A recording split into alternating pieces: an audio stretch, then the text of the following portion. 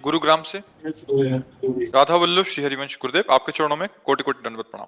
महाराज जी, व्यक्ति अपने व्यवसायिक प्रशासनिक दायित्व का सफलतापूर्वक पालन करने के बाद अपने गृहस्थ आश्रम के दायित्वों को पूर्ण निष्ठा, मेहनत व ईमानदारी से पूर्ण करने के बाद मुक्ति सदगति प्राप्त कर सकता है? हाँ, बिल्कुल कर सकता है। यदि वो धर्माचरण पूर्वक जीवन व्यतीत किया है और भगवान नाम जपने का अभ्यास किया है तो वृद्धावस्था में वो धर्माचरण उसकी बुद्धि को शुद्ध रखेगा। वृद्धावस्था में बुद्धि पतित हो जाती है।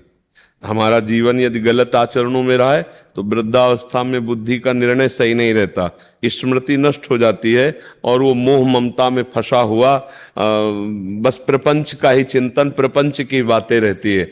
यदि धर्माचरण पूर्वक, भजन पूर्वक अपने कर्तव्यों का निर्वाह करता रहा तो वृद्धावस्था में फिर ये बात आने लगेगी कि मेरा मोक्ष हो जाए, मेरा कल्याण हो जाए। इसलिए अब मैं सब बखेड़े छोड़ता हूं, भले घर में रहूं लेकिन एक संत की तरह रहूंगा। अपने जीवन को, अपने इंद्रियों को संयम में रखूंगा। जो हमारे बच्चों से भोजन प्राप्त हो जाएगा, एक सन्यासी की तरह मैं भोजन ग्रहण करूंगा, सन्यासी की तरह जीवन व्यतीत करूंगा, निरंतर भगवान का भजन करूंगा तो घर में रहते हुए उसे मोक्ष हो जाएगा। क्योंकि भजन से मोक्ष होता है। मान लो जैसे घर में 5 सदस्य 10 सदस्य होते हैं, अब हमारे 500 सदस्य हैं, है नहीं? बच्चा बच्चिया सब विरक्त संत महात्मा सब ऐसे तो हमारे ही तो बच्चे हुए। अच्छा, आप भी तो सब हमारे ही तो हुए ना। मान लो बैठे हैं तो हम सबसे बात कर रहे हैं तो आप ऐसे ही एक परिवार को, अपना घर जो माने हुए हैं वो प्रभु का मान के, परिवार को भगवत स्वरूप मानकर, अपने को अंदर से माने कि अब मैं गृहस्थ त्यागी हूं, मानने थे तो है। अब मैं यहां ऐसे रहूंगा जैसे किसी आश्रम में रहा जाता है।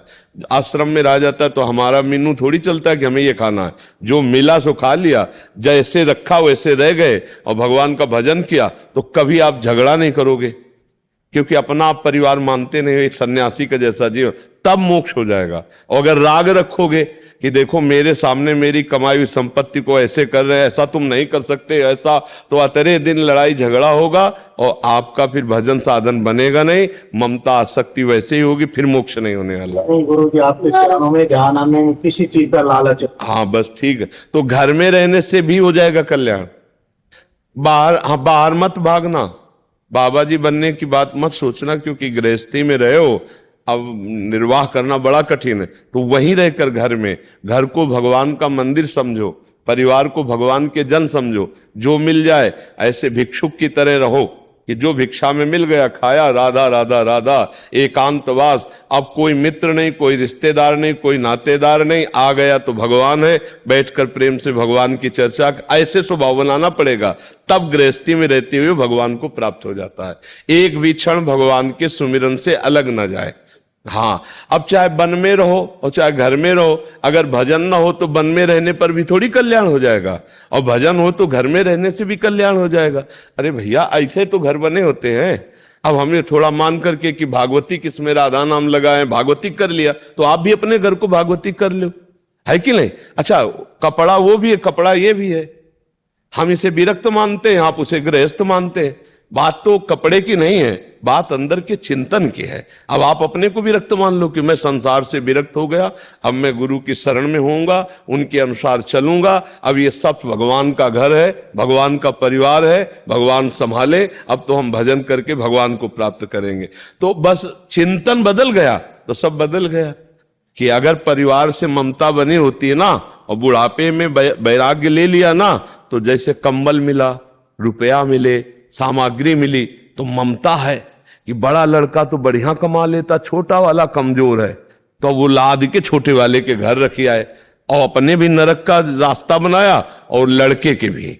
क्योंकि सन्यास का मांगा हुआ रुपया पैसा घर गृहस्थी में लगेगा तो नष्ट ही कर देगा। तो इसलिए बहुत सावधानी की जरूरत है।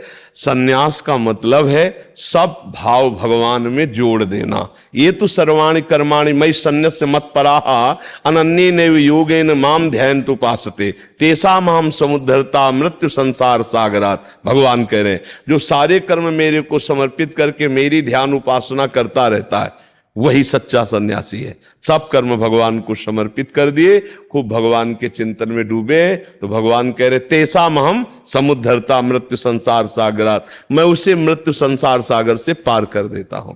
खूब नाम जप करो और कोई व्यसन ना करो और व्यसन करने वालों का संग ना करो और एकांत बैठना सीखो। कमरे में बैठे और खूब नाम जप करें, माला से बने माला से, काउंटर से, बिना माला काउंटर से, जैसे बने ईमानदारी से भजन करने से भगवान मिलते हैं।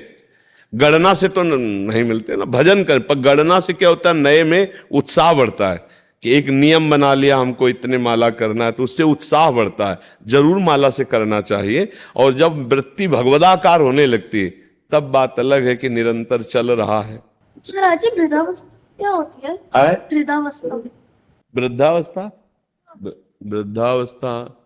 वृद्धावस्था, ये देखो, ये वृद्धावस्था की तरफ जा रहे, ये वृद्धावस्था की तरफ जा रहे, ठीक है ना। और हम भी जा रहे हैं धीरे धीरे धीरे धीरे जवानी से बूढ़े होते चले। तो ये वृद्धावस्था, इसके बाद आती मृत्यु अवस्था। मृत्यु अवस्था जानती हो, मर गए, जाके फूंक दिए जाते। हाँ,